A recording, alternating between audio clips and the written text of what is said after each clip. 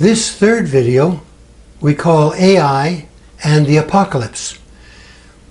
These social and psychological issues surrounding the new media were foreshadowed half a century ago by Marshall McLuhan, whose oracular media insights were often visionary, but whose writings and aphorisms, such as "the medium is the message" or "massage," were often cryptic and poetic.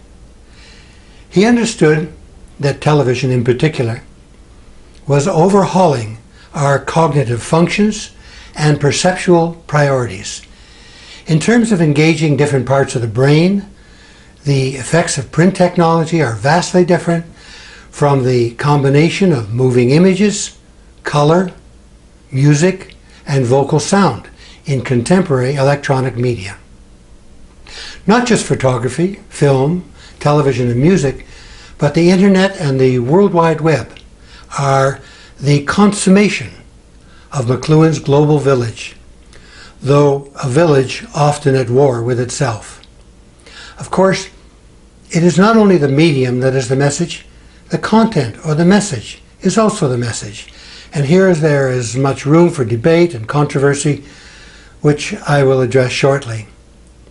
Commenting recently on an online article lamenting the loss of real books in the digital world, a talented 40-something relative of mine wrote to the blogger, and I quote, "Books are dead trees, the souls of the forest.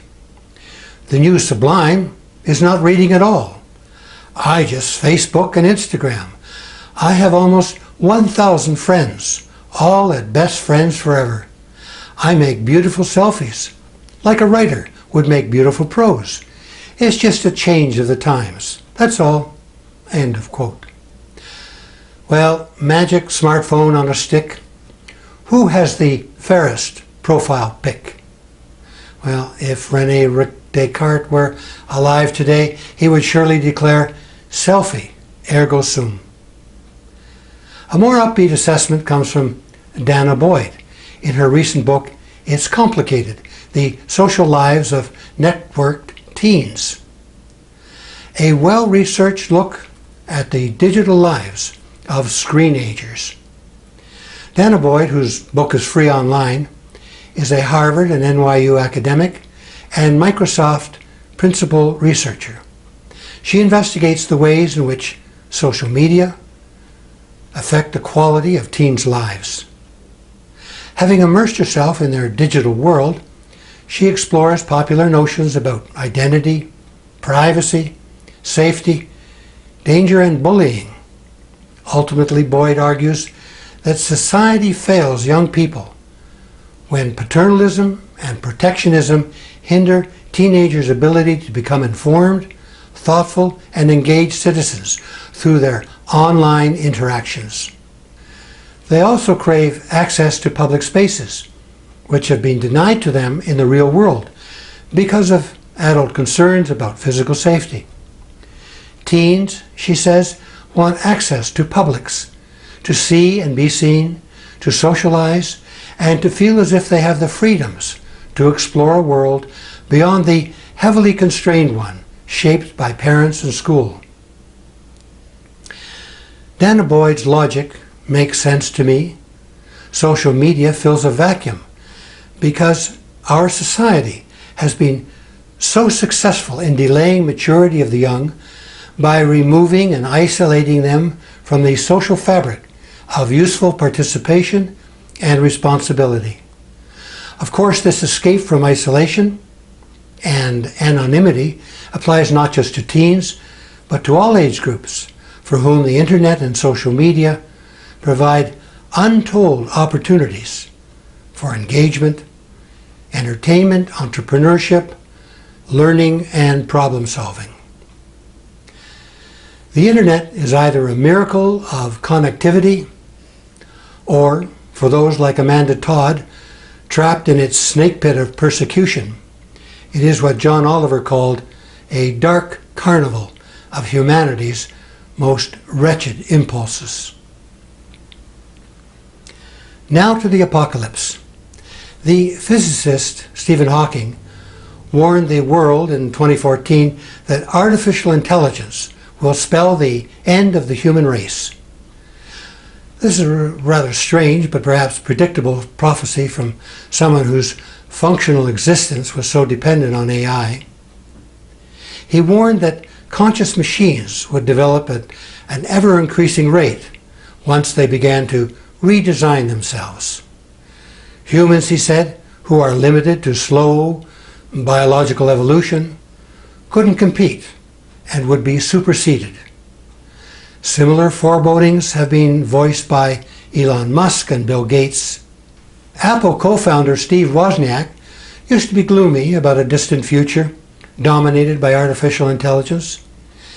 He now concludes that it would be good for humanity in the long run. He believes that super smart robots would keep us as pets. He says they're going to be smarter than us, and if they're smarter than us, then they'll realize they need us. They'll be so smart by then that they'll know they have to keep nature, and humans are part of nature. So I got over my fear that we'd be replaced by computers. They're going to help us. Woz assures us that the timetable for humans to be reduced from the self-crowned kings of Earth to obsolete sentient life, sustained by their own creations, is measured in hundreds of years. And for our distant descendants, life won't really be bad. We want to be the family pet and be taken care of all the time, he said, adding, I got this idea a few years ago, and so I started feeding my dog filet steak and chicken every night, because do unto others. When Pauline and I were working in Moscow during Perestroika in the late 1980s and early 90s, I was visited by a successful Soviet writer. Like me, he had published in the USSR a best-selling book on creativity and human potential. He wanted to collaborate on a joint book about the future man. I asked him how he envisaged this new man. He then described to me a list of mechanical limbs and organs which science and technology would make available to humans in the future. These mechanical parts, he noted, would be easier to service and replace, thus making the future man more adaptable and longer living. Well, I did not need much time to consider his offer of cooperating on Homo mechanicus.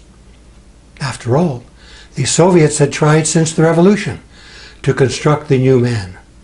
The result was Homo sovieticus, a passive, obedient, fearful, colorless person without hopes, dreams, or imagination. Cogs in the massive totalitarian machinery of Soviet communism. Obviously, a failed experiment. I politely declined his invitation. Afterwards, I reflected on our lost sense of the human essence and the human mission.